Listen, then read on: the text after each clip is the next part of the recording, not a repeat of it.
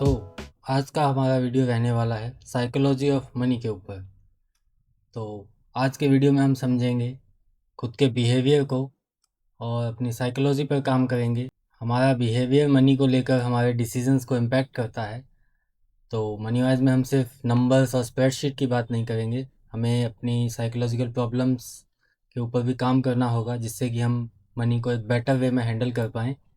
सो आगे बढ़ते हैं।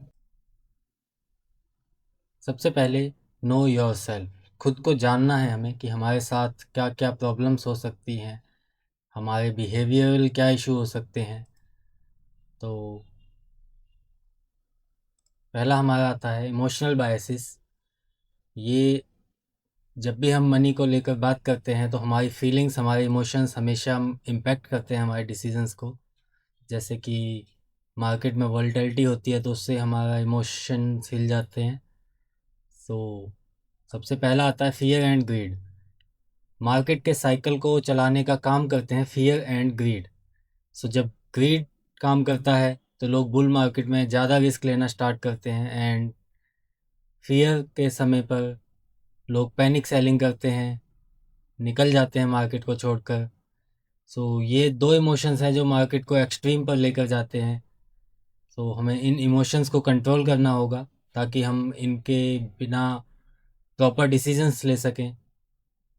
खुद को बैलेंस रख के कैसे काम करना है मार्केट में, उसके लिए हमें कंट्रोल करना है फियर एंड ग्रीड को।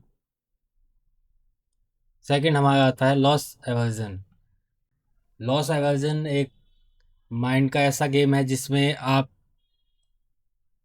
लॉस को ज़्यादा फील करते हैं और अपने प्रॉफिट को उतना एंजॉय नहीं कर पाते। ये अक्सर काफ़ी लोगों के साथ होता है।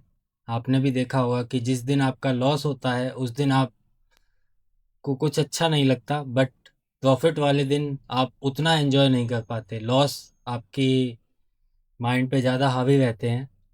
सो हमें उस चीज़ पर काम करना पड़ेगा।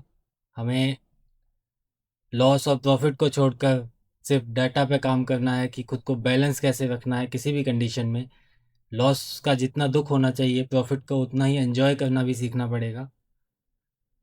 सो ये हमारे साइकोलॉजिकल बैरियर्स रहेंगे जिनको हमें ओवरकम करना है।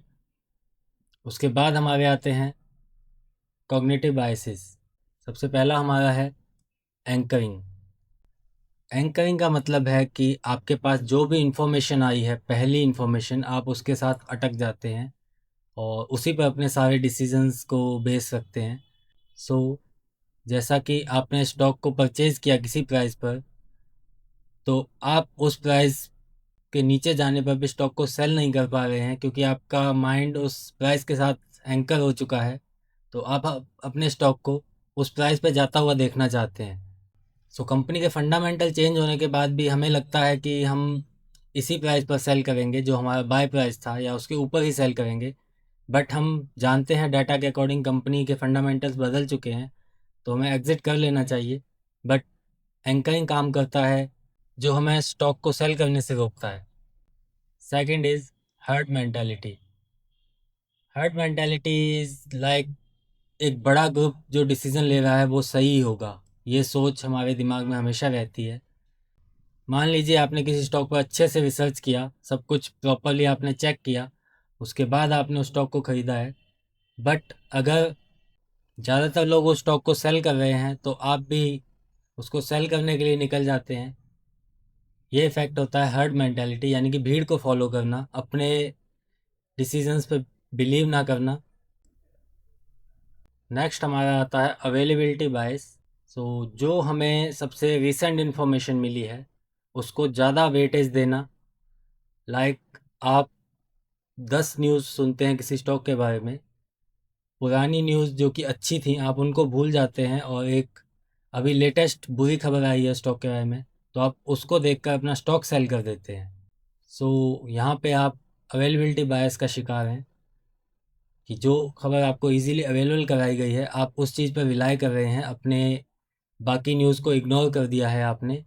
सो इस चीज़ पर हमेशा काम करिए कि न्यूज़ या कोई भी इंफॉर्मेशन को पहले चेक करें, उसकी वेटेज चेक करें कि कितना इफ़ेक्ट आ सकता है, उसके अकॉर्डिंग प्रॉपर डिसीज़न लेना हमारा काम है। नेक्स्ट हमारा है कन्फर्मेशन बायस। कन्फर्मेशन बायस आपने अक्सर देखा होगा कि आप एक स्टॉक को बाय करते हैं अपने एनालिसिस के हिसाब से, या किसी भी रीज़न से आपने उसको बाय किया है, और अगर कोई पर्सन या टीवी पर कोई भी एंकर या कोई भी न्यूज़ उसके बारे में पॉजिटिव आ जाती है तो आप बहुत कॉन्फिडेंस में आ जाते हैं, या कोई नेगेटिव न्यूज़ आती है तो आप उस नेगेटिव न्यूज़ पे ध्यान नहीं देते हैं, क्योंकि आपका माइंड हमेशा ये बिलीव करता है कि मैंने स्टॉक को बहुत रिसर्च करके ख़रीदा है, तो आप हमेशा उस स्टॉक से रिलेटेड पॉजिटिव न्यूज़ पर ही फोकस करेंगे, नेगेटिव्स को इग्नोर करना स्टार्ट कर देंगे। सो ये होता है कन्फर्मेशन बायसिस, क्योंकि आप अपने डिसीजन का कन्फर्मेशन ढूंढते हैं हमेशा। एंड लास्ट हमारा आता है ओवर कॉन्फिडेंस। जो आपने बिलीव कर लिया है अपने दिमाग में कि आपके पास सबसे ज़्यादा नॉलेज है, आप सबसे ज़्यादा जानते हैं, सो उस चीज़ को कहते हैं ओवर कॉन्फिडेंस। किसी भी स्टॉक पे आप एक्सेस में बिलीव करके अपने रिस्क मैनेजमेंट को ब्रेक कर देते हैं और ज़्यादा क्वांटिटी में उठा लेते हैं, क्योंकि हमारे दिमाग को लगता है कि हमने एनालिसिस किया है तो ये सही होगा। सो इस चीज़ से बचना है हमें। हमें हमेशा अपने risk management system, position sizing पर काम करना है, ना कि अपने दिमाग की सुनना है। सो अपने इस चीज़ पर काम करिए कि आप कितना भी कॉन्फिडेंट हैं किसी भी स्टॉक के बारे में, बट आप अपने रूल्स को ब्रेक नहीं करेंगे। तो आगे बढ़ते हैं कि कैसे हम इन चीज़ों को यूज़ कर सकते हैं पर्सनल फाइनेंशियल प्लानिंग के अंदर। तो सबसे पहला हमारा स्टेप आता है अपने बायसेस को समझना कि हम कहाँ पे गलती कर रहे हैं, हम किन चीज़ों को ट्रस्ट करके बैठे हैं, क्योंकि हमारे पुराने जो एक्सपीरियंस होते हैं वही डिसाइड करते हैं कि हमारा डिसीज़न कैसा रहेगा। सो इन चीज़ों को थोड़ा ओवरकम कीजिए, पहचानिए अपनी प्रॉब्लम्स को और उनके ऊपर काम कीजिए। जैसे कि अगर आपके अंदर लॉस एवर्जन बायस है, आप बैड इन्वेस्टमेंट को लंबा होल्ड करते हैं, तो आपको उस चीज़ पर काम करना है, उससे निकलना है आपको। और खुद को जानकर ही हम उन चीज़ों से बच सकते हैं। तो पहले प्रॉब्लम्स को आइडेंटिफाई करेंगे, उसके बाद उस पर काम करना है हमें। नेक्स्ट स्टेप हमारा आता है बिल्ड योर फाइनेंशियल गार्डरेल्स। यानी कि अगर आप डिसीज़न नहीं ले पाते हैं या हमारा इमोशंस हमें डिसीज़न लेने से रोकते हैं, तो उन डिसीजंस को थोड़ा ऑटोमेट करने की तरफ ध्यान देंगे। सबसे पहले जैसे कि सेविंग को ऑटोमेट करना है हमें, लाइक एसआईपीज़ लगाइए। अगर आप बाय या सेल नहीं कर पाते हैं प्रॉपर टाइम पे, ऑर्डर डालकर छोड़िए। कुछ ऑटोमेटेड ऑर्डर्स का यूज़ कर सकते हैं। अगर हम अपना मनी खर्च करने पे ज़्यादा फोकस करते हैं तो आप उस मनी को पहले ब्लॉक कर दीजिए, किसी तरह साइड कीजिए अपने सामने से।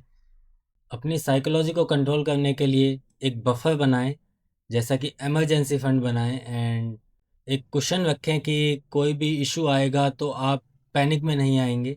सो अगर आपके पास थोड़ा बफर रहता है तो आपकी सिचुएशन कभी पैनिक की नहीं होती है। जैसा मार्केट गिरती है तो आपको पैनिक नहीं आता है, क्योंकि आपके पास ऑलरेडी ऑप्शंस अवेलेबल हैं।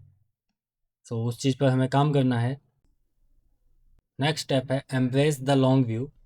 सो हमारा जो दिमाग है ये हमेशा शॉर्ट टर्म रिवॉर्ड्स के ऊपर काफ़ी जोर देता है, और लॉन्ग टर्म को हम थोड़ा इग्नोर करते हैं। जैसा कि आपसे कभी पूछा जाए कि अभी आपको आज 1 लाख रुपया चाहिए या 10 साल बाद 1 करोड़ चाहिए, तो बहुत से लोगों का जवाब रहता है कि आज 1 लाख रुपया हमें चाहिए, क्योंकि हमारा माइंड इसी तरह ट्रेंड हुआ है कि हम बिलीव करते हैं कि जो है शॉर्ट टर्म में वो ज़्यादा प्लेजर देता है हमें। सो अपने दिमाग को थोड़ा ट्रेन कीजिए, पावर ऑफ कंपाउंडिंग को जानिए, उसके ऊपर काम करें कि लॉन्ग टर्म में जो ग्रोथ बनती है उसके लिए अपने दिमाग को कैसे ट्रेन करना है हमें। सो उसके लिए अपनी इन्वेस्टमेंट को डेली चेक करना छोड़ दीजिए। अपने पोर्टफोलियो को रोज़ रोज़ ना खोलें, एक लॉन्ग टर्म पोर्टफोलियो अलग रखें, जिससे कि आप मार्केट के अप डाउन में अपने फियर और ग्रीड के अंदर आकर उस चीज़ को सेल ना कर दें, या कोई ऐसा डिसीजन ना ले लें जिससे कि आपका सारा पोर्टफोलियो डिस्ट्रैक्ट हो जाए। तो उसके ऊपर काम करेंगे। नेक्स्ट स्टेप आता है हमारा, जो कि सबसे इम्पोर्टेंट कहा जा सकता है, डिफाइन योर इनफ। सबसे बड़ी गलती हम करते हैं, साइकोलॉजिकल सबसे बड़ी मिस्टेक रहती है कि सोशल कंपैरिजन में लग जाना, कि उसके पास इतना पैसा है तो मुझे वहाँ पहुँचना है। बट सबसे पहले एक वॉल बनाइए अपने अराउंड, अपने आप को टाइम दीजिए और सोचिए कि मेरे लिए क्या टारगेट हो सकता है, मेरी रिक्वायरमेंट्स क्या हैं, मुझे कितना खर्चा करना है। तो उसके अकॉर्डिंग अपना इनफ डिसाइड कीजिए कि मेरे लिए कितना काफ़ी है।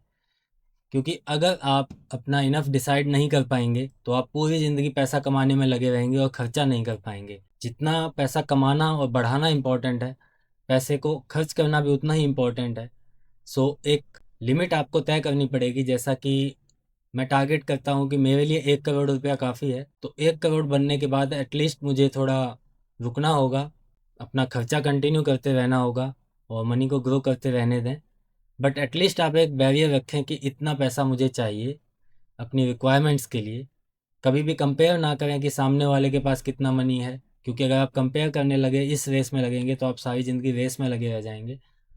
एंड इससे एक और इशू आता है कि आप अननेसेसरी रिस्क लेते हैं और स्ट्रेस में चले जाते हैं, क्योंकि आप अपनी लिमिट्स को नहीं देख रहे हैं, आप दूसरे के साथ अपने आप को कंपेयर कर रहे हैं।